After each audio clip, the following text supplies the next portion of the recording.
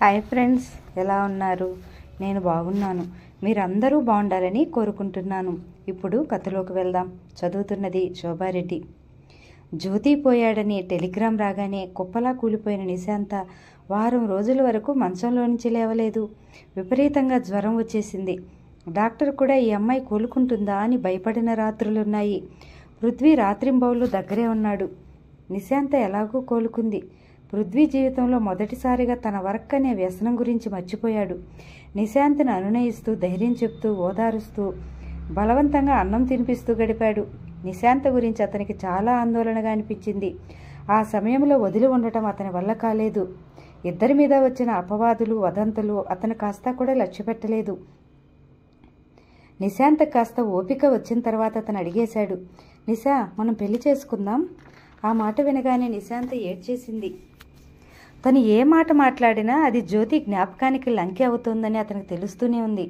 నేను నీకు దగ్గరగా ఉండాలమ్మా, ఎప్పటికైనా నేను చేల్చుకోవాల్సిన వాడిని, ఇక ఆలస్యం దేనికి, ప్లీజ్, గడ్డం పట్టుకుని ఆర్దింపుగా అడిగాడు.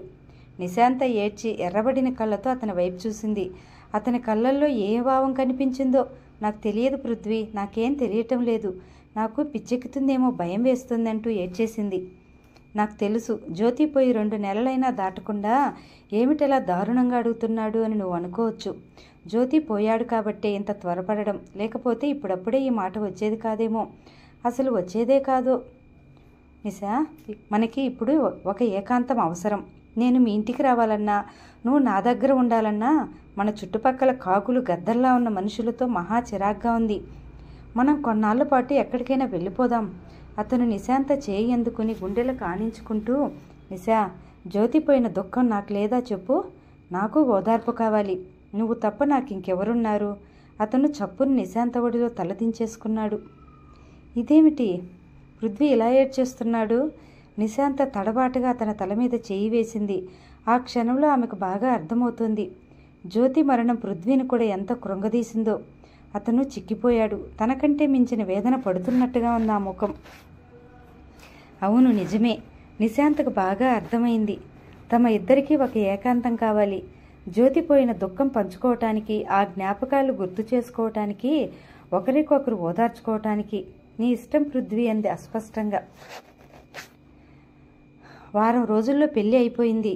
పార్టీలు, డిన్నర్లు ఏమీ లేవు. రిజిస్టర్ మ్యారేజ్ అయింది. పృథ్వీ నిశాంత్ని తీసుకుని గోవా వెళ్ళిపోయాడు. ఇద్దరూ గెస్ట్ హౌస్ వరండాలో ఒకరి చేయి ఒకరు పట్టు కూర్చుని సముద్ర తీరం వెంట నిశాంత పృథ్వీ భుజం మీద తల ఆనించుకోగా అతను నిశాంత భుజం చుట్టూ చేయి వేసి నడిపిస్తూ కరువుదీరా జ్యోతి మాటలే చెప్పుకునేవారు. వారిని పలకరించేవారు. ఆసక్తిగా ఆరాగా ఏం చేస్తున్నారు అని తొంగి చూసేవారు. గుసగుసలాడేవారు ఎవ్వరూ లేరు. పృథ్వీ మొదటి రాత్రి నిశాంత గుండెల్లో తలదాచుకుని, నన్ను క్షమిస్తావా నిశా అని అడిగాడు. క్షమించడమా, దేనికి అంది. పెళ్లి విషయంలో నిన్ను చాలా తొందర పెట్టేశాను. నిశాంత మౌనంగా ఉండిపోయింది. తర్వాత దుఃఖంతో బిగబట్టిన స్వరంతో, అలా అనుకు పృథ్వీ, మనం పెళ్లి చేసుకోకపోతే ఇలా దగ్గరగా ఉండగలిగే వాళ్ళం కాదేమో. నిశాంత హఠాత్తుగా అతని మెడ చుట్టూ చెయ్యి పెనవేసి అతని క్రాప్లో ముఖం దాచుకుంటూ, ఈ ఒంటరితనంలో నువ్వు నా దగ్గరగా ఉండకపోయినట్టయితే బహుశా నేను పిచ్చిదాన్ని అయి ఉండేదాన్నేమో. Thank you Prithvi, thank you అస్పష్టంగా అంది. పృథ్వీని అంతవరకు గుదిబండగా కృంగతీస్తున్న భారం ఏదో నిశాంత అన్న ఆ మాటలతో ఒక్కసారి తెగి విడిపోయి అతనికి స్వేచ్ఛానందాలు ప్రసాదించింది. మరుక్షణంలో నిశాంత ముఖం ముద్దులతో నిండిపోయింది. చాలాసేపు అయిన తర్వాత ఎక్కడి నుంచో గడియారం 2 గంటలు కొట్టడం వినిపించింది. పృథ్వీ నిద్రపోలేదు. సిగరెట్ కాలుస్తూ మంచానికి తల ఆనించి ఏటవాలుగా కూర్చున్నాడు. కిటికీలో నుంచి వెన్నెల వచ్చి మీద పడుతోంది. అతని పక్కన అతని నడుం చుట్టూ చేయి వేసి సొమ్మసిలినట్లుగా నిశాంత నిద్రపోతోంది. దూరంగా సముద్ర కెరటాల శబ్దం వినిపిస్తోంది. చల్లటి గాలికి కిటికీలకి గుమ్మాలకి ఉన్న పరదాలు కదులుతున్నాయి. బయట అంతటా ప్రశాంతత, హాయిని గొలిపే ప్రశాంతత. పృథ్వీ మనసులోనూ ప్రశాంతత. నిశాంత్తో సంయోగం చెందిన అతని శరీరం, మనసు కూడా ఏదో ఒక అనిర్వచనీయమైన నిశ్శబ్దమైన ప్రశాంతతకు లోనైనట్టుగా ఉన్నాయి. అతనికి ఈ అనుభవం పూర్తిగా కొత్తగా ఉంది. బయట ప్రకృతిలో ఉన్న ఆనందం అతని మనసు ఆనందంతో జతకలిసి ఒకటే అయినట్లుగా అనిపిస్తుంది. ఇన్నాళ్ళు అతని మనసులో ఏదో వెలితి, ఆ వెలితి పూడ్చుకోవడానికి పని అంటూ, ఫ్రెండ్స్ అంటూ, ఎదుటివారికి సాయపడడం అంటూ ఎన్నెన్ని మార్గాలు ఎతికేవాడతను. అదంతా చివరికి ఒక అలసటగా తప్ప అనుకున్న ఆత్మసంతృప్తి మాత్రం దొరికేది కాదు. అతను వేలికొనతో నిశాంత పాపిడిలో అంటనట్లుగా ఆమె సుఖనిద్రకు భంగం రానియకుండా అత్యంత జాగ్రత్త తీసుకుంటున్నట్లుగా రాశాడు. ఇది తన అదృష్టమో స్వయంకృషో కాలమే తేల్చాలి మరి. అలా నిద్రపోతున్న నిశాంత ముఖం ఎంతో అపురూపంగా అనిపించింది. అతని మనసులో మళ్ళా ఆనందాన్ని ఉరితీయటానికి వస్తున్న యమబొట్టిని పాదాల శబ్దంలా మళ్ళా సన్నగా సంశయం మొదలైంది. నిశాంత్ నేను మోసం చేశానా? జ్యోతి బ్రతికుంటే నిశాంత్ ఇలా తన పక్కన ఉండేదా? అతని ఆలోచనలు మళ్ళా జ్యోతి పట్ల మళ్ళాయి. ఆ రోజు టెలిగ్రామ్ వచ్చిన రెండో రోజునే ఉత్తరం కూడా వచ్చింది. అందులో పెటిషన్ మేనేజర్ రాశాడు. మా సామాను మోస్తున్న హెల్పర్ కాలు జారి కొండచర్యలోకి జారిపోయాడు. అతను ఎలాగో రాయిని పట్టుకుని ఆపుకున్నాడు. మేం దూరంగా ఉన్నాం. ఇది చూశాం. జ్యోతి మా వెనకే వస్తున్నాడు. అతను వెంటనే వేగంగా క్రిందికి దిగి ఆ అబ్బాయికి చేయూతనిచ్చి పైకి లాగుతున్నాడు. పట్టు తప్పి ఇద్దరు లోయలోకి పడిపోయారు. మేం దిగి వెళ్ళేసరికి ఇద్దరిలో ప్రాణం లేదు.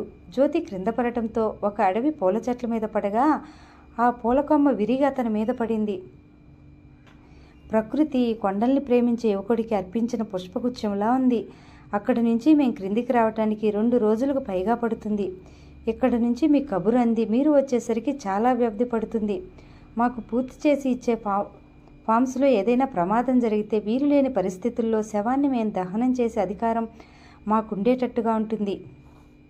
జ్యోతిని ఆ కుర్రాడిని దిగువ గ్రామానికి తెచ్చి అక్కడ దహనకాండ పూర్తి చేశాం. ఆ ఉత్తరం శాంతం చదవలేకపోయాడు పృథ్వీ. కడుపులోంచి దుఃఖం కెరటంలా తన్నుకొచ్చేసింది. నిశాంతను పెళ్లి చేసుకోవాలని అనుకున్నాడే తప్ప జ్యోతి చచ్చిపోవాలని కల్లో కూడా అనుకోలేదు. జ్యోతికి తర్వాత ఎలాగైనా నచ్చజెప్పవచ్చునని తన ధైర్యం. తను నిజంగానే కోరుకుంటే అయిష్టంగానైనా జ్యోతి కాదని అనడని కూడా ధైర్యం. పోనీ అనుకోని జరిగిపోయింది. బయట ఎవరికీ ఏమీ తెలియకపోయినా పృథ్వీ ఆంతర్యం అతన్ని నిలదీయసాగింది. అతను రాసిన ఉత్తరం నిశాంతకిస్తే జ్యోతి బహుశా ఈ ప్రయాణం విరమించుకునేవాడేమో. ఎందుకో ఈసారి అతను అంత ఉత్సాహంగా వెళ్ళలేదు. మిమ్మల్ని వదిలి వెళ్ళబుద్ధి కావటం లేదు. ఈ ఒక్కసారి వెళ్ళి వస్తే ఇక ఇప్పట్లో వెళ్ళనని పృథ్వీకి చెప్పాడు. అప్పటికే ఒకసారి వెళ్ళాలని మరోసారి మానేద్దామనే ఎన్నడూ లేని తటపటాయించాడు.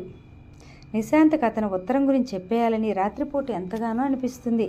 కానీ ప్రొద్దుటవగానే ఆ నిర్ణయం రాత్రిలో కలిసిపోయినట్టు మళ్ళా కనిపించదు. నిశాంత ముందు అసలు ఈ ప్రసంగం తెచ్చే ధైర్యమే లేకుండా పోతుంది. ఒకవేళ నిశాంత తనని వదిలేస్తానంటే, ఛీ నన్ను ఇంత మోసం చేస్తావా అంటే అతని దగ్గర జవాబు లేవు. నువ్వంటే ఇష్టం అంటే ఎవరైనా ఊరుకుంటారా?